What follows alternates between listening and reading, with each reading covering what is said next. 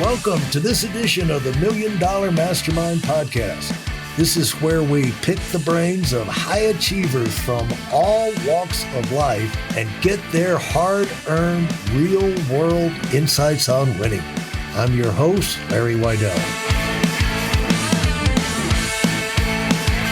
I'm talking with Jonathan DeYoe. Thanks for joining us this afternoon, Jonathan. Thanks for having me, Larry. Glad to be here. I'm excited about hearing your story, which is amazing and unique in the sense that, where you started, it sounds like from a spiritual standpoint, you turned into financial advisor, but then you went out and you did something really amazing pretty early in the game, it seemed like, or I don't know how long it was before it says 90, you started out in Wall Street in 96 out of grad school, but before long, 2002, like some of the great titans of Wall Street, you, after spending a few years working for the other guys, getting your feet in the ground, making contacts, you went in and made the big jump, which is risky and competitive, starting your own wealth management firm.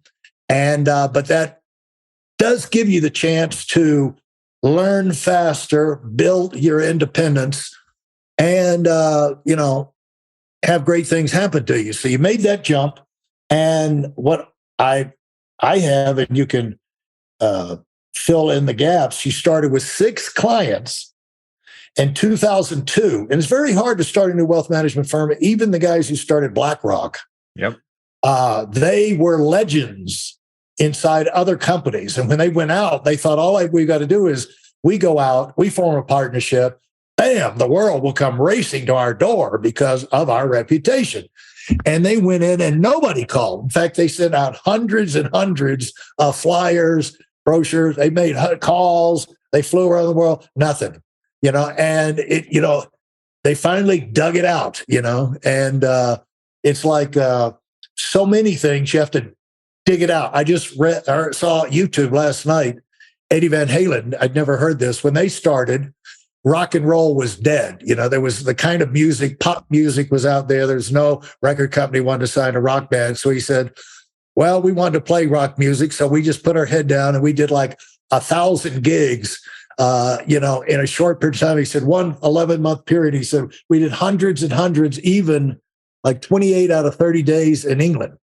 And then we came back and the record company said, yeah, we want to make you an album, but now you also owe us $3 million. And Eddie Van Halen said, how does that work? But of course, they kept on going and they just ground it out. But it's amazing how that necessity of that comes in, even if you've got the reputation and prestige of starting your own thing.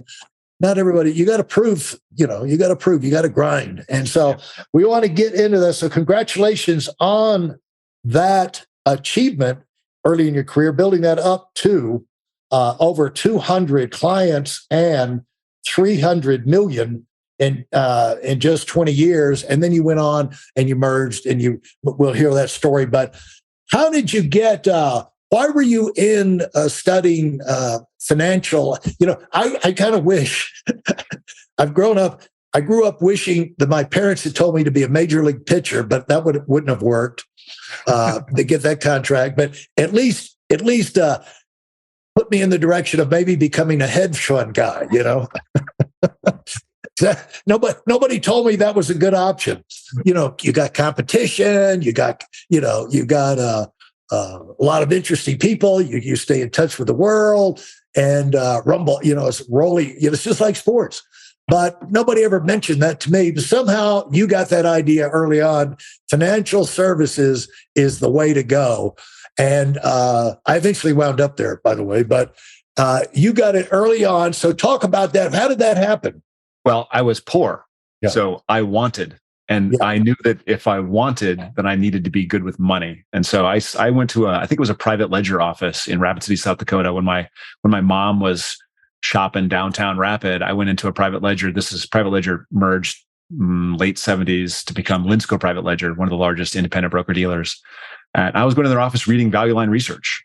And when I was 9 years old, 8 years old, 9 years old, I bought my first stock when I was 9, lost 50% of the investment. My dad kept sort of encouraging me to keep thinking about it. Went to college ultimately, invested as a kid, and then went to college ultimately to study finance. But after, reading Value Line for years and years and years, and reading about business and reading business books and reading about real estate, and get to college and studying finance was boring. So boring. So I shifted to philosophy, and I studied philosophy and religious studies for 4 years in college. And then I went to grad school in Tibetan Buddhist phenomenology, and studied that and loved every minute of it. And then my wife said, okay, it's your turn to work. Well, I go to college, or I go to school, grad school. So, all right, let's do that. And I found a job, and what could I do? So I went back to stocks, and I got hired at Dean Witter, and I was at 5 different firms in 5 years, mergers, acquisitions, lots of stuff happened, and I moved a couple of times. And then ultimately, as you said, 2002, started my own company. And so how did that form how long did that idea form in your mind that was the direction you wanted to go? And at 5, the great thing about 5 companies is you get lots of exposures. You meet a lot of people. You see probably a few things you like how it's done, and a whole lot of how you don't like how it's done. But I won't tell your story for you. But so what did that 5 year that exposure give you, and where along the way did you say, I'm going to do my own? Yeah, that is such an important question, and no one ever asks it. I love the question. So I had a lot of really good managers. I had a lot of really good mentors. I had one guy who worked. He was the first manager of the combined Morgan Stanley Dean Witter office in San Francisco. And I think we called him the Iceman. I don't remember what his name was. We called him the Iceman. And he, as a young broker, he would call me into his office, and he would say, okay, Jonathan, what I want you to do is I want you to dial this number, tell him to hold on for me. That was my job. Like, I had to dial this guy's number, tell him to hold on, hold for Jim. That's his name. Hold for Jim, hold for Jim, hold for Jim. I do that for like 4 hours. Then I go and study my text to get my exams done. Right. This guy was cold. And he'd walk through the aisles. I remember him walking through the aisles of the office saying, okay, we've got this much product. We got to move it, call your clients and get this stuff done. So it was all product pushing. It was all sales and stuff. And, so I learned that at a couple firms. I learned a lesson about the protection of their best salespeople, regardless of the ethical nature of their jobs. They pull out all the lawyers to protect the guy that's selling the most widgets. I got grossed out pretty quickly, but I had a guy named Ernie Guzman, and Ernie was probably the most important mentor in my early career. And he said, the thing about this business, Jonathan, is there's lots of ways to do it. You can do it your way. And so I started just focusing on financial planning. I quit selling product. I quit trying to get the 5 to 6, 7% commissions. I just, let's do some planning. Let's build a balanced portfolio. Let me look at your whole life. Let's think about this in a big picture. I love that. But that's not how you get paid. That's not how you got paid, 25 years ago on Wall Street. So I ended up saying the only way I can do this, really serve the master, which is the client, not the firm, is to start my own company. That's really the instigation for it. Well, I got exposed to that aspect early on, kind of indirectly, when we were in a financial planning company for middle income people. Later became, and I'm not supposed to say that because of the lawyers, but so this would be like a needle in a haystack. So if they actually find that, I'm going to give them a jar of jelly beans. I said, I did that as a test to see if you could find it.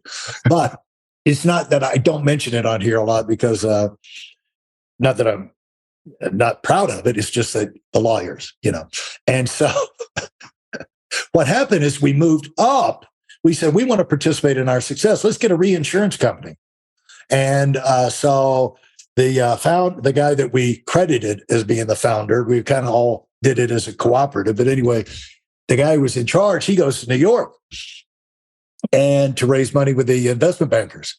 And they get him in the the wood oak paneled office and the big thing and the big formal. You're supposed to impress them, and they're all dressed up to the nines. And he shows up in a sweatsuit, and they put all their presentations on there. And he got up to speak. I was not there. I heard this, He said, let me just tell you what I think of you guys. You're all a bunch of whores. He said, you don't go what you're selling. You're just selling it to whoever will buy. And he had them pegged pretty well, at least a majority, a lot of them. And so what you're saying is, in a maybe not so crude way, you saw that happening and you saw it happening from the inside and you didn't like it. So there's a story that never gets told also for the lawyers, but I won't name names, but I'll tell you the story. So the one of the final straws in the whole conversation. So that happened the whole time. Like every firm I went to, there's always that sell stuff in the underbelly. Yeah. But I had a team of 3 advisors and we had some support staff. And this is at the time it was at UBS, Paine-Webber UBS. And we were heavily recruited by another firm. And this other firm was the firm that led the .com stock option stuff. So if you had a company and you were public and you had stock options, more than likely you cleared those options through this company. And we were constantly taking business away from them. The whole idea of owning the stock option plan for a company, if you own the plan for Cisco, you know the people whose options are now coming available, so you know who to call, right? You have a direct line to potential new business. And we had figured out a way, my team had figured out a way to actually not get the list or get the names of the people whose option, but we got into those companies. We had a client there and they got us in there, introduced a bunch of people. And we were just taking money out of there all the time because we were planning oriented. We're doing it the right way. And so this company recruited us. And we finally, we said, okay, this looks like a good opportunity. We'll do this. We moved from UBS Paine-Webber to this company.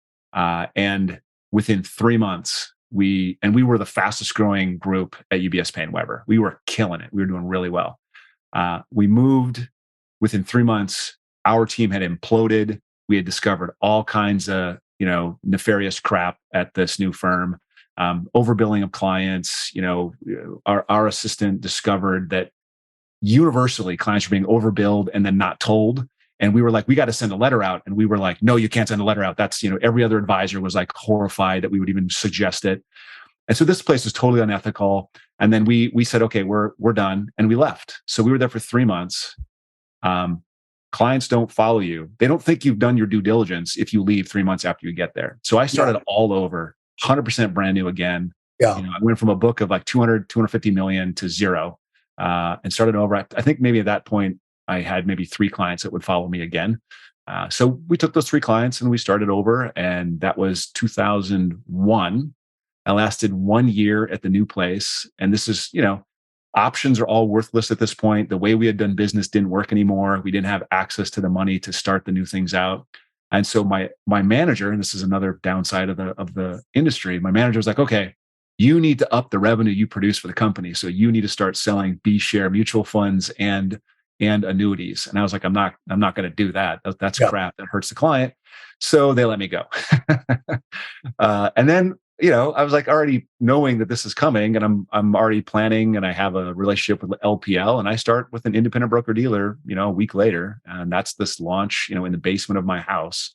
Took the 6 clients with me, and then there we are. We off to the races at the new thing. Did you pick up while you worked with these companies? Were you moving into any management? Did you give her any management experience or responsibilities like that? Or were you just a gunslinger? I mean, you just... I was an advisor. Gunslinger, salesman. That's all I was. Did they, now, how much, when you originally went in, I could just see their jaw dropping. Oh, Lord, thank goodness we've been waiting for a PhD candidate with 0 sales experience to come in our door with high morals and no experience, but lots of time spent on quality of life and doing things the right way. This is really who we're after. In fact, we are fortunate to get him because usually these guys go to work at car companies, Yeah, 19. So this is 1996, right? So we've had 3 or 4 great years of tech boom. We've got 4 years ahead of us in tech boom. And really, I'm smart. I can talk, but really the interview process was, do you have a degree? Yes, I had a degree. Can you think on your feet? Yeah, I can think on my feet. Can you cold call? That if you could cold call, you would have a job. It didn't take much to get a job with a brokerage house in 1996, 1997. And how did you know you could cold call? Did they train you on that? Did they say they'd give you any training, or? They give you some training. I'm just not afraid to talk to people. I hated it. I didn't like cold calling, but I was one of the top cold callers. I could make 350 dials in a day, right? I could cold call with like nobody's business. But I had a really good mentor there too. And he gave me the script. He gave me this is how you track your calls, circle this one, cross that one out. You made a connection. What does that mean? How do you follow up? He told me how to do all that stuff. But great mentors, teaching, and just too stupid to fail. Like I just dug in, worked hard. And so were you calling off of lists? Because way back then, you would buy lists of people that are kind of qualified, semi-qualified. And that's how you get a list and you just smile and dial. So it's a couple different things, a couple different ways we did it. They would give us cards, like people that had suggested they'd had an interest in stock investing. We would get those cards from the manager, and they were all crap. And then we'd get, back in the day, they had a reverse directory. You go to the library, you check out a reverse directory, and you pick a neighborhood, and you'd look at the addresses in the neighborhood, and it would give you the phone number for the people at that address. So you could pick out a neighborhood with an idea of the wealth level, and you just cold call that neighborhood.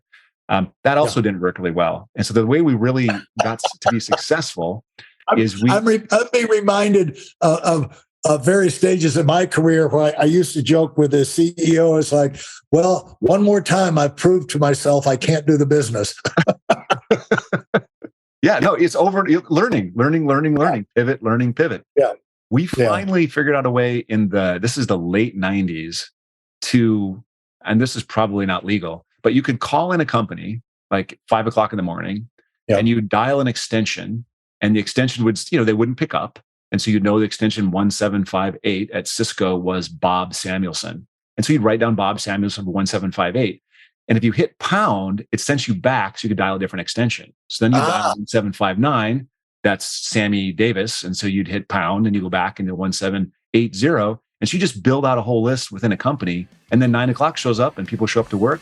You start dialing the company. You built your own list. And that was incredibly powerful. Thanks for listening to the Million Dollar Mastermind.